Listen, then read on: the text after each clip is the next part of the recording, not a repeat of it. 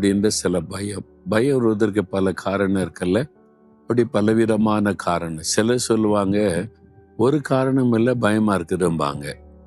ஒரு காரணமே இல்லாம வெறும் பயம் அப்படி இருக்கிறவங்களும் இருக்கிறாங்க. ஆனா இன்றைக்கு ஆண்டவர் உங்களை பார்த்து ஒரு வார்த்தை சொல்லுகிறார். வேத புஸ்தகத்துல 1 நாளாகமம் 28:20 நீ பயப்படாமலும் கலங்காமலும் இரு என்று ஆண்டவர் சொல்லுகிறார். தாவீது என்ற ஒரு ராஜா தன் குமாரனாகிய சாலமோன் இளம் வயது, கொஞ்சம் வயசுதான் பெரிய பொறுப்பு கொடுக்கப்படுகிற தேசத்தை ஆளுகிற பொறுப்பு, தேவனுக்கென்று ஒரு ஆலயத்தை கட்டுகிற பொறுப்பை சொல்லுகிறார். அவருக்குள்ளே ஒரு பயம், ஒரு வேலை சூழ்நிலை நமக்குள்ளே பயத்தை கொண்டு வரும். என்னால் இதை செய்ய முடியுமா? எனக்கு அவ்வளோ அனுபவம்லாம் இல்லையே, எனக்கு வயசு கொஞ்சம் தான் ஆகுது, எனக்கு இதில் பழக்கமே இல்லையே, இவ்வளோ பெரிய ஆலயத்தை எப்படி கட்ட முடியும்? அதை நினைத்த உடனே தேவனுக்கென்று செய்கிற ஒரு பெரிய காரியம் பயம் வருகிறது. தாவீது சொல்றார், நீ பயப்படாத, கலங்காத, கர்த்தர் கூட இருந்து அதை செய்து முடிக்க கிருபை தருவார்.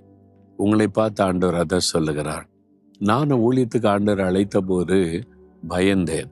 எப்படி என்னால் செய்ய முடியும்? நான் எப்படி இந்த ஊழியத்தை நிறைவேற்ற முடியும்? பயம்.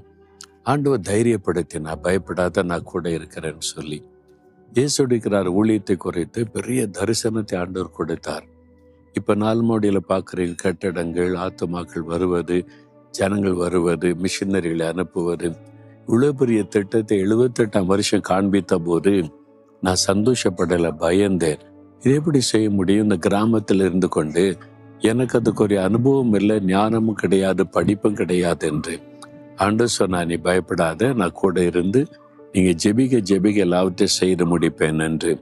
அப்படி ஆண்டவர் இன்னைக்கு செய்து கொண்டு இருக்கிறார்ல, அதே ஆண்டவர் தான் சொல்றார், என் மகளே பயப்படாத, என் மகனே பயப்படாத, பொறுப்பை எடுத்துக்க, இந்த காரியத்தை செய், அவன் கூட இருந்து செய்து முடிப்பேன்னு வாக்கு கொடுக்கிறார்.